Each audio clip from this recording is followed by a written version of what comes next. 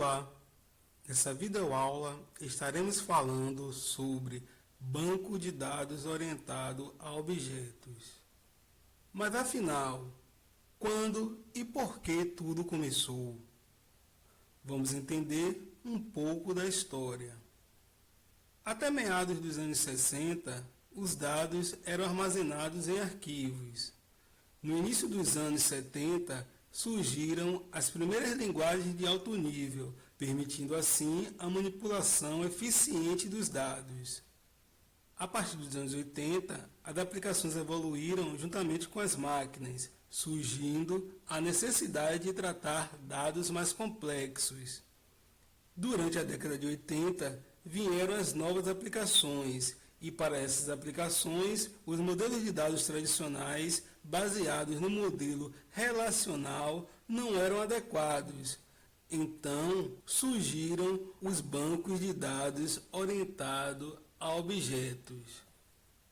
Uma das grandes motivações do desenvolvimento do modelo orientado a objetos foi atender às necessidades das aplicações mais complexas, oferecendo uma maior flexibilidade para lidar com requisitos sem ser limitada pelo tipo de dados e linguagem de consultas disponíveis em sistema de banco de dados orientado a objetos.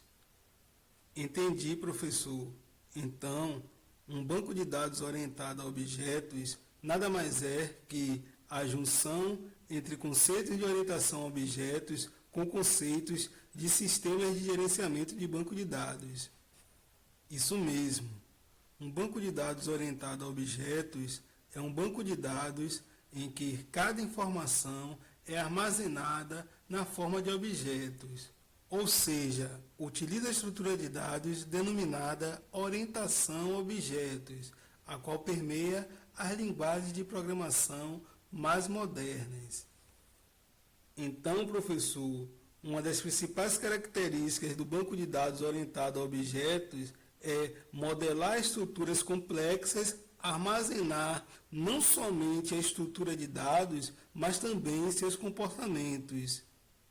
Isso mesmo, as características essenciais do paradigma de orientação a objetos, tais como o encapsulamento, polimorfismo, herança, são presentes em níveis de banco de dados. As características básicas de orientação a objetos necessárias para a estrutura de um banco de dados orientado a objetos são persistência de objetos, objetos complexos, presença de identificadores de objetos, mecanismos de herança e métodos. Dentre essas características, estaremos destacando duas delas, que são persistência de objetos e identificadores de objetos. Sem dúvida nenhuma, a persistência de objetos é uma característica primordial para os bancos de dados orientados a objetos, pois, além de ser uma característica que possibilita diferenciar um banco de dados orientado a objetos das linguagens de programação orientadas a objetos, ela também é fundamental para os bancos de dados orientados a objetos. Existem diversas maneiras de tornar um objeto persistente, e todas elas variam conforme o sistema utilizado.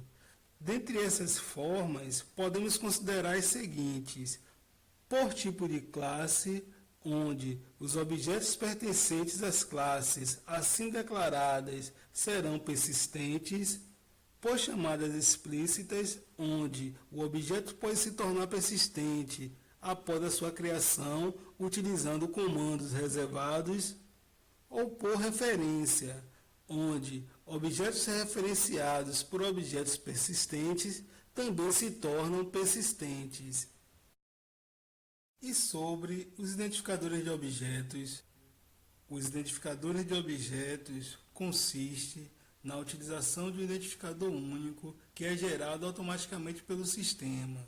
Ele é denominado OID.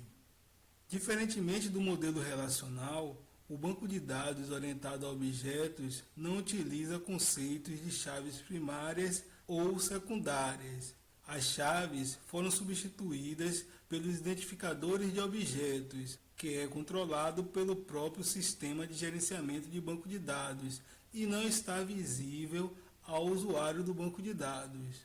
Eles também podem ser vistos como uma referência ao objeto em memória, assemelhando-se a um ponteiro. Porém, o identificador de objetos nunca é alterado ou reaproveitado, diferentemente do que acontece quando o objeto está em memória, onde é utilizado o endereço físico da memória RAM. E quais seriam as vantagens de utilizar um banco de dados orientados a objetos? As vantagens são diversas. Dentre elas, nós podemos destacar a capacidade de armazenar objetos.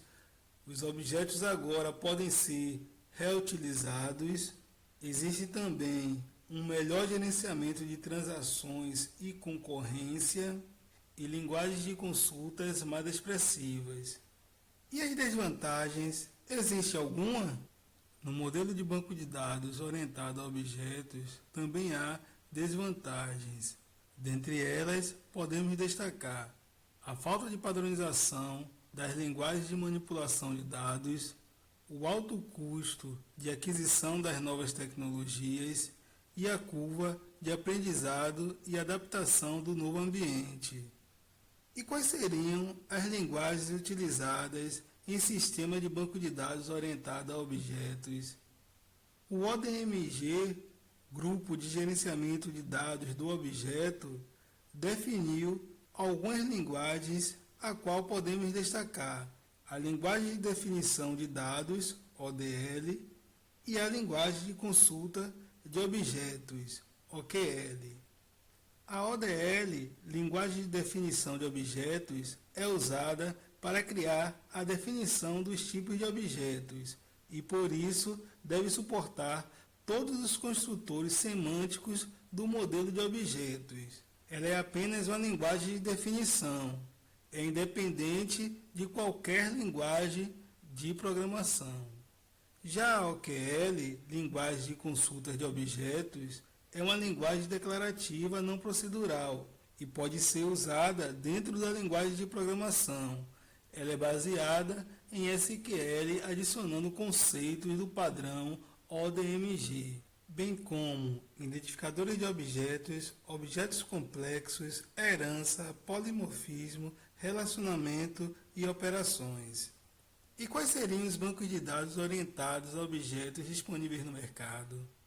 Existem vários tipos de banco de dados orientados a objetos disponíveis no mercado. Dentre eles podemos citar o Versant Object Database, o Fast Object, o DB4, o Cache, o ExtremeDB, dentre outros. E onde são utilizados os bancos de dados orientados a objetos?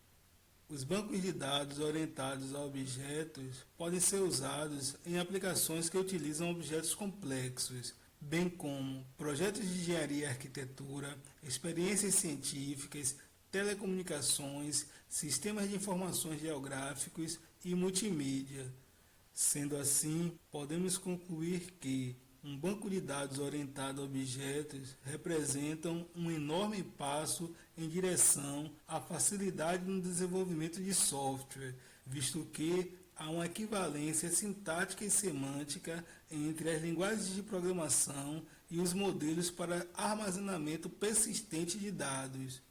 Com o uso de um banco de dados orientado a objetos, o desenvolvedor reduz a preocupação com a integração entre o programa de aplicação e o banco de dados, fazendo com que haja uma aceleração considerável no processo de desenvolvimento do software.